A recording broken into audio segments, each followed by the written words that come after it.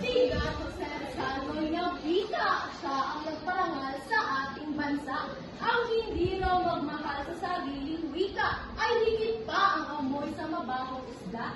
Ako po ay naparito sapagkat nabalitaan na dito raw gaganapin ang dakilang balagtasan. Pagkat ako ay isang makatang naghahanap ng kalaban, ang sino mang katunggali ay hindi ko aatrasan. Ngunit ako ay nag-iisa, nasaan ang nakabili? Kung dito rin ang programa ay mabuti pang umuwi na. Sa isang pagkataon, eto ako ay handang-handa. Ngunit sa malas ay tila walang makakasabi pa. Huwag na huwag kang aalis dyan, makatakong kaibigan. Ako ikaw lang kami itong ating balagtasan. Na-traffic lang ng bahagya sa bandang likod ng Marshal Oradiola. Pero sa gitna na abala dito sa ating kantukan. Lakang hiling na atasan, Chloe Red ang pangalan. Sa palatuntunang ito siya, tagapamasiwa. Ngunit teka, sandali. Bakit dito nawawala ang nakakatunggali? Nakabanggaan mo sa diwa. Excuse me, ako hindi mawawala. Tulad mo ay na-traffic lang sa may bandang Pagsiya.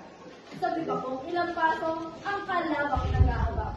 O binibini na kang bini, ako'y magintulutan. Na lumahok sa programang may tagisan sa tiga. Halika't tumarito na sa ating harapan. At nang ito ang balagtasan ay agad na masutulan. Agad ipakilala ang sariling pinatulan. At saka mo ilalahan paksan ng balitaktakan. Zia Mirascal po, ang bayanong naturingan, prinsesa ng balagtasan. Katwiran ko'y parang suntok, bawat tugmay, tila kulog. Ang sino mang kalaban ko'y sa pansitan matutulog. Si Yanel po ang pangalan, ang Diyosa ng balagtasan.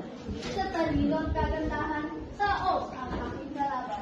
Hindi ako nananakot, hindi ako nagbabata. Ang huling kalaban ko'y ang gamayon ay tulala. Ang baksang kahalaan sa batulong pagkatalo, alin ang mga twiran, wikang puro o wikang halo. Kiyala, mauna na ang panig na tumutol. Sige siya, simulan mo, katwiran mo ipupot. Itong lahing Pilipino'y may sariling pagkatao. May kulturang kinagisnan, may sariling alpabeto. Katangian at tradisyon, minanap ang ninuno, nararapat alagaan sa pagdating ng pagbabago. Pagkat tayo'y nag-iisip gamit ang sariling wika, ito rin siya bintana ng ating kaluluwa. Ang dalisa